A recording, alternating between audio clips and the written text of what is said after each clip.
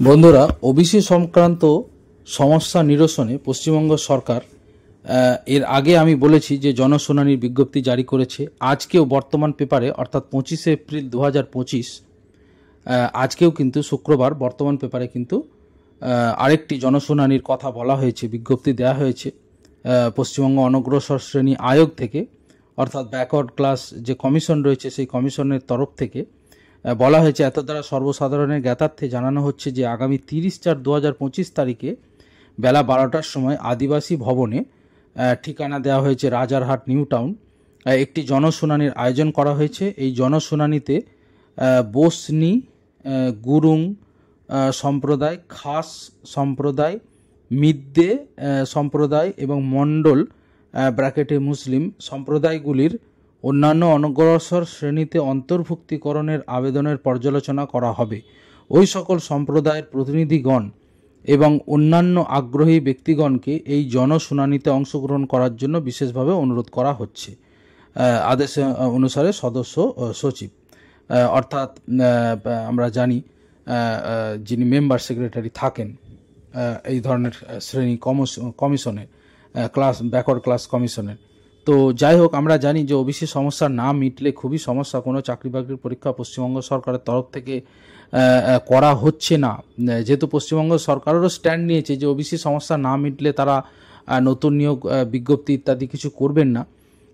তো অবশ্যই এই সমস্যাটা সমাধান হওয়ার দরকার এবং সুপ্রিম কোর্টে জুলাই মাসে এটার শুনানি উঠবে, তার আগে শুনানি হওয়ার সম্ভাবনাও কম।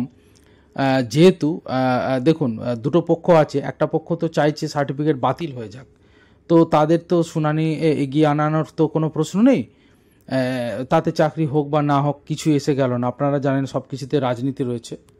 কিন্তু অন্য যে পক্ষ অর্থাৎ পশ্চিমবঙ্গ সরকার, তারা আবার বলেছে যে জুলাই মাস পর্যন্ত তারা সময় চেয়ে নিয়েছে। সুতরাং উভয় পক্ষ যদি এরকম চায় তাহলে তো শুনানি দ্রুত করার তো সম্ভাবনা নেই, যে শুনানি দ্রুত হবে এরকম কোনো সম্ভাবনা নেই। কেন আমরা জানি, আমি চাকরি প্রার্থীদের জন্য নিউজ চ্যানেল চালাচ্ছি, আমি খবর আপনাদের দিই। আমি তো নিজেও জানি যে কিভাবে সরকারি চাকরির জন্য প্রত্যেকে হাপিত্তেশ করে বসে আছেন, কিন্তু এত দ্রুত জুলাই মাসের আগে মনে হয় না যে কোনো একটা ইতিবাচক কিছু হবে। তো যাই হোক, এই ধরনের শুনানিগুলোর বিজ্ঞপ্তি যারা জারি করা হচ্ছে, এটা অত্যন্ত আশার খবর।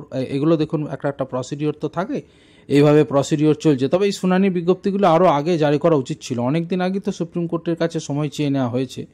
যাই হোক, হাতে এখনও সময় আছে, আশা করি দ্রুত বাকি পরবর্তী প্রক্রিয়াগুলো সম্পন্ন হবে এবং জুলাই মাসেই হয়তো বা জুলাই মাসের আগে যদি হয়তো আরও ভালো শুনানির জন্য হয়তো কোর্টে, সুপ্রিম কোর্টে আবেদন করবেন রাজ্য সরকারের আইনজীবীরা এবং তারপরে শুনানি হবে এবং সেই শুনানিতে এই ধরনের যে জনশুনানির বিজ্ঞপ্তি এগুলো সেগুলো প্রেস করা হবে, কাগজপত্র সব কিছু, তাতে হয়তো ওবিসি সংক্রান্ত সমস্যার সমাধান হতে পারে বলে মনে করা হচ্ছে। তার কারণ এই ধরনের অভিযোগই ছিল যে রাজ্য সরকার কোনো শুনানি না করেই ওবিসি তালিকায় বিভিন্ন সম্প্রদায়কে অন্তর্ভুক্ত করেছেন। তো সেই সমস্যাটা তাহলে যদি মিটে যায় তাহলে তো খুবই ভালো হয় এবং ওবিসি সংক্রান্ত সমস্যারও তাহলে কিন্তু একটা ইতিবাচক রায় তাহলে আসবে, অন্তত স্থগিতাদেশ উঠে যাবে এই সমস্ত সম্প্রদায়গুলি থেকে। হয়তো এরকম হতে পারে, তাহলে অবশ্যই সেটা আশার খবর। আর যা কিছু হবে তা অবশ্যই আমার চ্যানেল যারা ফলো করেন তারা অবশ্যই আমার চ্যানেল ফলো করুন। আমি এই সংক্রান্ত সমস্ত খবর আমার চ্যানেলে দিয়ে দেব। ধন্যবাদ।